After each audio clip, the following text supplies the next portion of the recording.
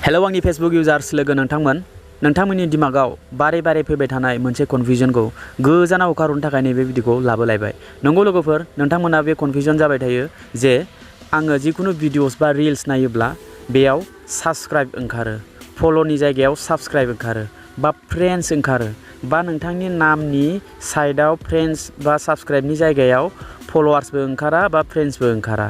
थ' बेफोरनि माखासे नोंथांमोननि कनफिउजनखौ आङो दिनै गोजानाव होखारगोन, माने बे कनफिउजनखौ क्लियार खालामगोन। अके, अब्ला भिडिअखौ नायलांदो।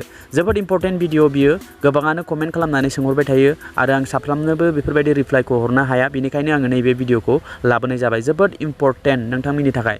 स' लोगोफोर, दानिया नैबेयाव आङो फर एग्जाम्पलनि थाखाय आंनिनो रिल्सखौ आं लानो गोनां जाहैदों। स' नोंथांमोना नायलां, बे रिल्स, बे आंनि नाम दं फार्स्टआवनो, स्क्रिनावबो नायलां आरो आंनि बुंनायखौ मोजाङै खोनासं, अब्लासो नोंथाङा क्लियार खालामनो हागोन। सिगां खोनासंग्रो, बिनि उनावसो खामानिखौ जोङो मावनो हायो। जिखुनु खामानिखौ जोङो मावनो थाखाय जोङो सिगां मिन्थिग्रोनांगोन, दिमागाव सोग्रोनांगोन, खोनानानै बिनिफ्रायसो जोङो मावनांगोन। स' दा नैबे नामनि राइट साइडआव नोंथाङा साबस्क्राइबनि आइकन नुदों। बे साबस्क्राइबनि आइकनखौ नुनानै नोंथांमोना जोबोद डिमटिभेट जायो। आंना फल'वारा बारायाखै, आंनि फल'नि जायगायाव साबस्क्राइबसो ओंखारो, सोरलाय फैसा होनानै आंनो फैसा होनानै साबस्क्राइब खालामलाबायनो, आंना फल'वारा बारायला बा फल'वारा आंना खम जालांसिगोन, मा जाबावगोन होननानै जोबोद टेनसन जादोंना, बेखौबो आङो नोंथांमोननो क्लियारलि दिनैनि भिडिअआव खिन्थागोन। दानिया नैबे राइट साइडआव साबस्क्राइब ओंखारदोंना, बे मानि थाखाय ओंखारदों बेखौ फार्स्ट आं नोंथांमोननो खिन्थागोरनि। बेयाव साबस्क्राइब ओंखारनाय माने नोंथाङा बे सुबुंखौ अलरेडि फल' खालामखादों। नोंथाङा बे सुबुंखौ अलरेडि फल' खालामखादों नालाय, बेयाव आरो बारे बारे मानो फल'नि अपसन ओंखारबावनो, बेयाव गोदान अपसनसो श' जासिगोन। जुदि आङो साबस्क्रिपसननि जेनेबा टुल्सखौ मोनबाय ना, बे टुल्सखौ आं सेटआप खालामना लाबाय, एकाउन्ट नाम्बार होबाय, अडियेन्सनि थाखाय बाजेट सेट खालामबाय, 80, 90, 100 बेफोरबायदि। बिनिफ्राय बे साबस्क्राइबनि बाजेटखौ सेभ खालामनानै आङो लानानै दोनबाय नालाय, आंनि प्रफाइल बा पेजाव आङो सेटिं खालामनानै सेटआप खालामनानै लाखाबाय। दानिया आंनि जाय फल'वार्सआ आंखौ अलरेडि फल' खालामखादों, बै बिथाङा आंखौ साबस्क्राइब खालामनो थाखाय अपसनखौ मोननाय जागोन आंनिफ्राय। आंनि भिडिअसखौ नायोब्ला बा आंनि पस्टखौ नायोब्ला, लं भिडिअस बा आंनि रिल्स नायोब्ला, बेयाव साबस्क्राइबनि अपसन नुजागोन जाय बिथाङा आंखौ फल' खालामदों। बे प्रब्लेमा नोंथांनि नङा, बेयो आंसो अट'मेटिकलि नोंथांनो प्रभाइड खालामदों जे नों आंखौ फल' खालामखांबाय, बिनिखायनो फल'वारावनो थाबाय थाथों, बिनिफ्राय दा नों आंनो साबस्क्राइब खालामनानै रां होनानै नों आंखौ साबस्क्राइब खालामनो हाफिनबावो, जाहाथे आं नोंथांखौ आरो मोजांनिफ्राय मोजां हेल्प खालामनो हायो। थिग बे अपसनखौ होनाय जादों। दा फर एग्जाम्पल, बेयाव साबस्क्राइब, जेनेबा आङो गुबुननि प्रफाइलखौ आं बेयाव लगइन जादों, बिनिफ्राय आंनि भिडिअसखौ आं बेयाव नायनानै नोंथांमोननो एग्जाम्पलनि थाखाय खिन्थादों दै लोगोफोर। दानिया नैबेयाव बे आंनि रिल्स, बेयाव साइडआव दङ साबस्क्राइबनि अपसन। बेयाव आङो साबस्क्राइब खालामोब्ला आङो बिथांनो 89 रुपिस पे खालामहरनांगोन। बेयाव साबस्क्राइबाव क्लिक खालामनानै आंनि बेंक डिटेल्सखौ आङो पार्सनेल इनफरमेसनखौ होनानै आं बिथांनो 89 आङो जेब्ला पे खालामगोन, अब्ला आं बिथांनि मेम्बारशिप जाबाय। अब्ला बिथांनिफ्राय आङो माबा मोनसे कन्टेक्ट बा जुगाजुग माबा मोनसे मिन्थिनो लुगैदोंब्ला डाइरेक्ट लाइभ कल बेफोरबायदिनो आङो कन्टेक्ट खालामनो हासिगोन, कानेक्टेड जाबाय थासिगोन। बिनिफ्राय बेयाव मोनसे गोरोन्थि नोंथाङा खामानिखौ मावनाङा। आं मैयासो मोनसे भिडिअ लाबोदोंमोन, बिथाङा जायखौ साबस्क्राइब खालामदों, फैसा होनानै वान टाइमनि थाखायल' खालामनोब्ला आरो नङाब्ला बेयाव अट'पे बा अट'मेटिक पेमेन्ट बेयाव सेट खालामनानै थायोब्ला मास मोनफ्रोमबो दानलांबाय थागोन, बेखौ हले गोसोआव ला। बेनिखायनो जायखौ साबस्क्राइब खालामदों, बेयाव फैनानै नोंथाङा अट'मेटिकलि गोसोबायदि केन्सेलबो खालामफिननो हायो। बेखौ केन्सेल खालामनो दाबाव, नङाब्ला मास बे फैसाया दानलांबाय थागोन दै, बेखौ हले गोसोआव ला। दानिया नैबेयाव बेक फैफिनबाय आङो। दानिया नैबेयाव फल' ओंखाराखै, नोंथांमोना मिन्थिबायना बेयाव मानि थाखाय फल'नि अपसन ओंखाराखै।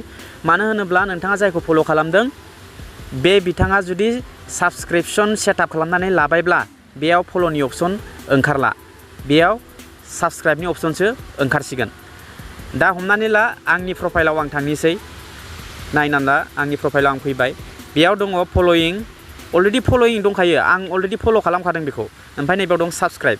अके, दानिया आं बेखौ फल' खालामसै दै, आं गुबुन एकाउन्टजोंसो आङो गुबुन सासेनि प्रफाइलजोंसो आंनि भिडिअसखौ नायदोंमोन नालाय। दा आंनि भिडिअसआव आंनि प्रफाइलाव क्लिक खालामनानै आंनि नामाव क्लिक खालामनानै आंनियाव नैबेफोरबायदि फैबाय बिनिफ्राय आं दा बेखौ आनफल' खालामफिननि आनफल' खालामसै दै फर एग्जाम्पलनि थाखाय आं बेखौ आनफल' खालामबाय नालाय दा बेलेग सोलायसिगोनलाय मडेला मानो हमनानै ला आङो नैबे बिथांखौ मैखोम बसुमतारिखौ आङो फल' खालामाखै अके आं दा फल' खालामाखै नाथाय स्क्रल खालामनायाव समाव आंनि भिडिअसआ नुजाबाय आंनि रिल्सआ नुजाबाय हमनानै ला नै बेफोरबायदि आं बेखौ आनफल' खालामबाय दै नै दा फल'नि अपसन दं बेयाव क्लिक खालामबासो फल' जासिगोन दहायना फल'इं खामोन नालाय अलरेडि दानिया नैबेयाव फल'नि अपसन ओंखारबाय आनफल' खालामबाय नालाय दानिया आङो रिल्सखौ अपेन खालामनोसै रिल्सखौ अपेन खालामनाय लोगो लोगो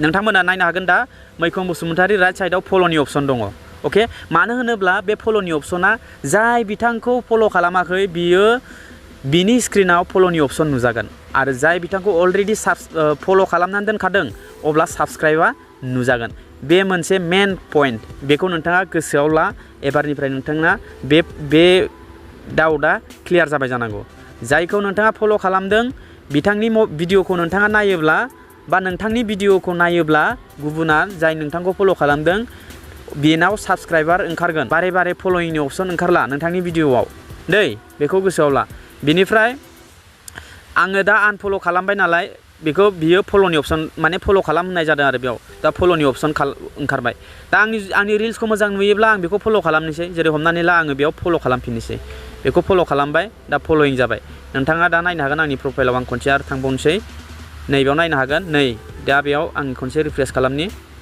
नै दा फल'इं ओंखारबायना फल'इं ओंखारबाय अके बेफोरबायदिनो बेयाव माने गोबाङानो माने सानदों जे आंनि भिडिअसफोराव गुबुना नायोब्ला मानो साबस्क्राइब ओंखारो मानो फल'इंनि अपसन ओंखाराखै आंना फल'वार्सआ बारायनाय नंला होननानै सानदोंना बिदि नङा जाय बिथाङा नोंथांखौ फल' खालामखादों बे बिथाङा नोंथांनि भिडिअखौ नायोब्ला बेयाव फल'नि अपसन ओंखारला बेयाव साबस्क्राइबनि अपसनसो ओंखारसै अके दानिया मोनसे आरो कनफिउजन दंबावो बेयाव माने फल'नि जायगायाव